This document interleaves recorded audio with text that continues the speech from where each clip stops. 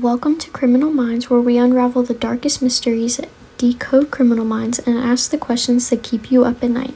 I'm Meredith, and today we're going to be stepping into one of the most infamous horror characters, Ghostface. So grab a snack and a little drinky drink, and let's get into it.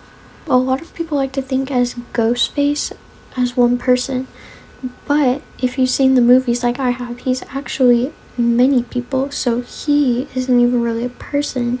It's a mindset and a psychological phenomenon, a symbol of fear, a walking talking case study in narcissism, manipulation, and good old-fashioned bloodlust. Up your voice changer and tell me, what's your favorite scary movie? So like I said in the intro, I want to emphasize that Ghostface is not a person, it's a mindset. Unlike his counterparts Michael Myers or Jason Voorhees or any of those other horror villains, Ghostface isn't one single killer.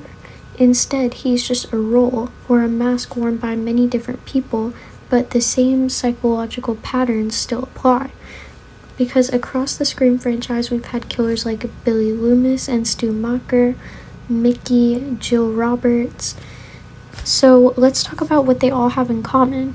They're all master manipulators, they thrive on power and control, and they blur the lines between fiction and reality. Let's talk about why Ghostface impersonators do what they do. And in my opinion, I think it's because they love the chase.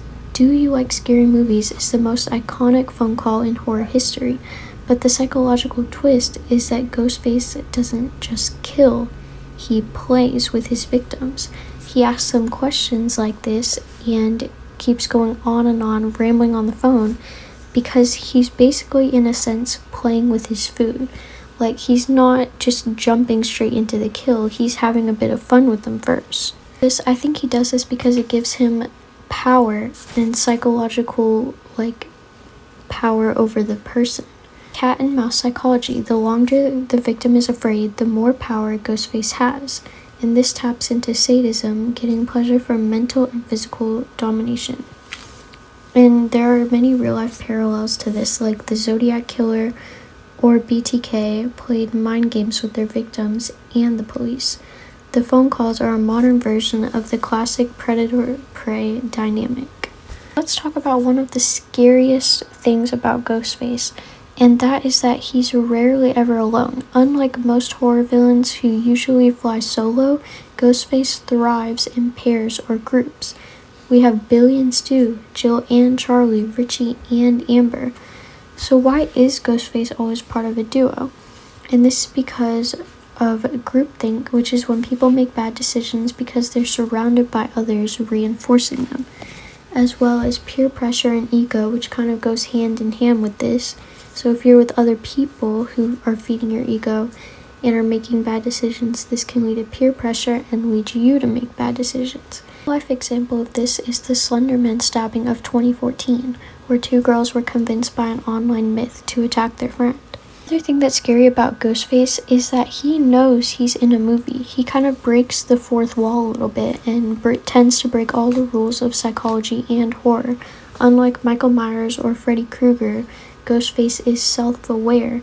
He uses horror movie tropes against his victims and makes satirical comments while actively being the victim. The psychology of this is that it taps into our own fears of reality versus fiction and makes us question, are horror movies influencing killers, or are killers influencing horror movies?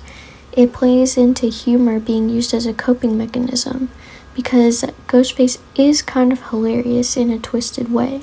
Final thing that I want to talk about is that there's always a survivor. For every Ghostface, there's a final girl, the one who always fights back, and in Scream, that's usually Sidney Prescott.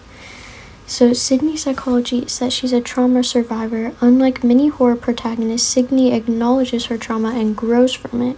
She also expresses resilience and breaks the victim mold, which is that she doesn't just run away, she actually fights back from Ghostface, giving us someone to look up to and relate to. Finally, I want to talk about, why do we love Ghostface? He isn't just a mass killer, he's a psychological puzzle, a mix of narcissism, sadism, peer pressure, and meta-horror genius. So the next time you get a mysterious phone call, maybe just let it go to voicemail. And thanks for tuning in to this episode. If you enjoyed the breakdown of the movie Scream, hit the subscribe button and let me know who's your favorite Ghostface and why.